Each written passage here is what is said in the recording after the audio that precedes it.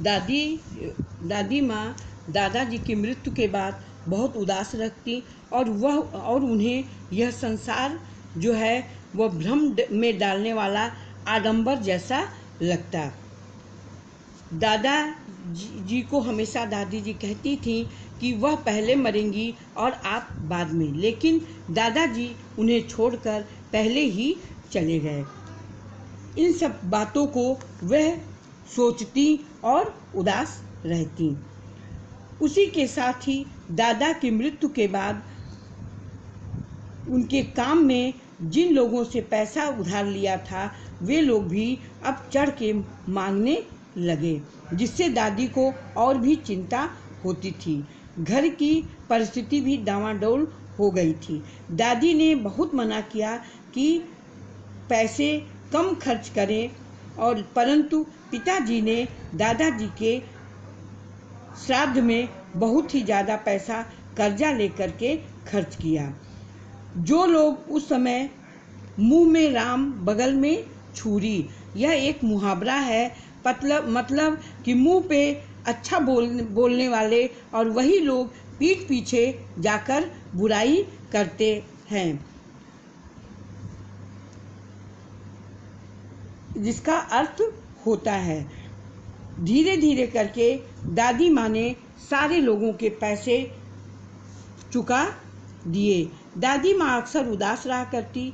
माघ के दिन थे, कड़ाके का जाड़ा पड़ रहा था।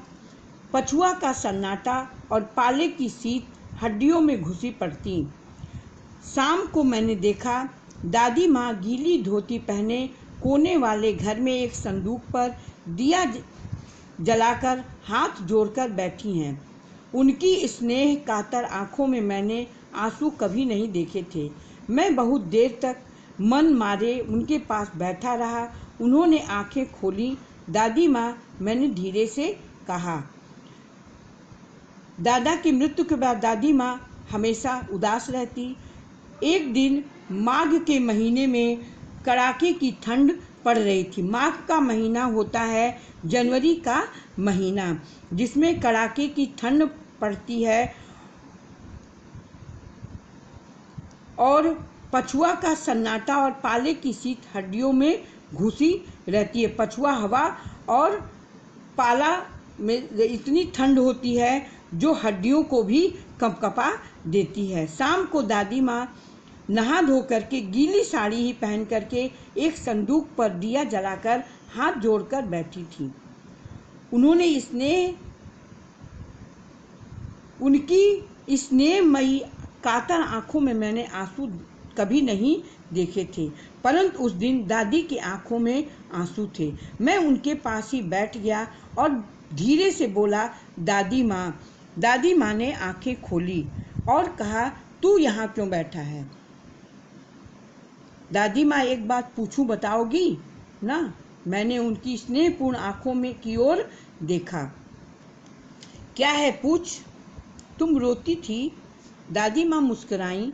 पागल, तूने अभी खाना भी नहीं खाया ना? चल चल। दादी माँ उनको उस विषय से बहकाकर अलग ले गईं और बोलने लगी कि तू पागल है, तूने अभी खाना नहीं खाया, चल चल मैं तुझे खाना खिलाती हूँ। धोती तो बदल लो दादी माँ, मैंने कहा। दादी माँ की धोती गीली थी। पहले धोती तो बदल लो दादी माँ। मुझे सर्दी गर्मी नहीं लगती बेटा। वे मुझे खींचती रसोई में ले गईं। सुबह मैंने देखा चारपाई पर बैठे पिताजी और किशन भैया मन मारे कुछ सोच रहे थे। दूसरा चारा ही क्या है, बाबू बोले। रुपया कोई देता नहीं, कितने के तो अभी पिछले भी बाकी हैं। वे रोने रोने से हो गए। रोता क्यों है रे? दादी माँ ने उनका हाथ सहलाते हुए कहा। मैं तो अभी हूँ ही। उन्होंने संदूक खोलकर एक चमकती सी चीज निकाली।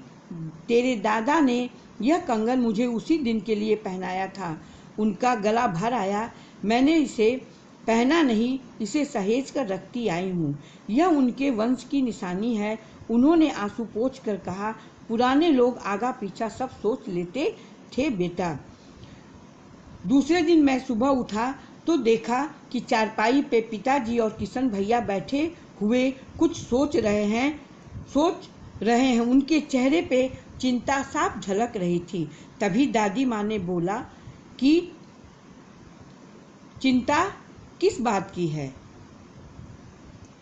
तो बाबू बोले, रुपया कोई देता ही नहीं है। अभी पिछला ही हमने कितने लोगों का पैसा नहीं वापस किया है, वे रोने रोने से हो गए।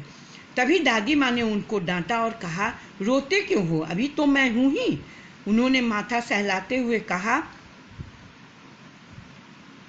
उसके बाद संदूक खोलकर वे एक चमकती हुई चीज जो सोना थी। तेरे दादा ने यह कंगन मुझे उसी दिन के लिए पहनाया था। ये तुम्हारे दादा का दिया हुआ कंगन है, जिसको मैंने सहेज कर रखा था इन्हीं सब दिनों के लिए, जो इनके वंश की निशानी है। पुराने लोग जो होते थे वे सब आगे और पीछे सोचकर अपना काम करते थे। अगर आगे वे कुछ खर्च भी करते थे तो पीछे के लिए कुछ बचाकर भी रख लेते थे, इन्हीं सब समय के लिए। सचमुच मुझे दादी माँ साफ भ्रष्ट देवी सी लगी। उस समय दादी माँ की छवि मुझे एक देवी के समान ही लगी। धुंधली छाया विलीन हो गई। देखा, दिन काफी चढ़ आया है। पास के लंबे खजूर के पेड़ से उड़कर एक कौवा अपनी घिनौनी काली पांखें फैलाकर मेरी खिड़की पर बैठ गया। हाथ में अब भी किशन भैया का पत्र कांप रहा है। काली चींटियों सी कतारें धूमिल हो रही हैं। आंखों पर विश्वास नहीं होता।